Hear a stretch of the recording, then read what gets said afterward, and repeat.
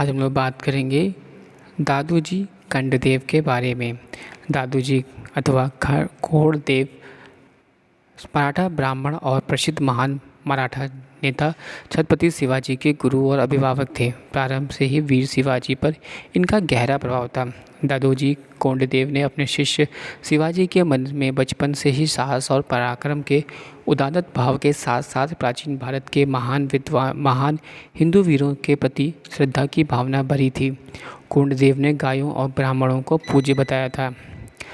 दादोजी कोंडदेव का जन्म महाराष्ट्र के टांडव गांव में हुआ था। सौभाग्यवंश शिवाजी के दादा मालोजी राज भोसले उसी गांव के पाटिल थे। उन्होंने युवा दादोजी कोंडदेव की ईमानदारी और बुद्धिमत्ता को पहचाना और उन्हें बारामती क्षेत्र का हवलदार नियुक्त कर दिया, जो हाल में मालोजी के नियंत्रण वाले क्षेत्रों में शामिल किया गया था।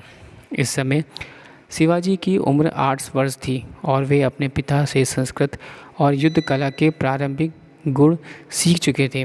दादोजी कोंडदेव ने 1636 ईस्वी से लेकर 1646 ईस्वी तक शिवाजी की शिक्षा और उनकी युद्ध कला को तराशने का कार्य किया। इस दौरान उन्होंने व्यक्तिगत रूप से शिवाजी को युद्ध कौशल और युद्ध नीति के अनेक गुण सिखाए। इसके अलावा अन्य योग शिक्षकों की भी नियुक्ति की, जिनसे उन्होंने तलवारबाजी और घुड़सवारी के गुण सीखे।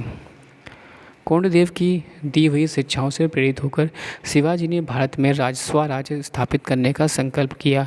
दादोजी कोंडदेव ने शिवाजी के छोटे से छोटे राज्य का शासन सुव्यवस्थित करके उसको भावी राजस्व प्रणाली की आधारशिला रखी थी।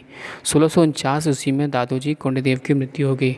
उस समय उनकी उम्र मात्र 72 वर्ष थी।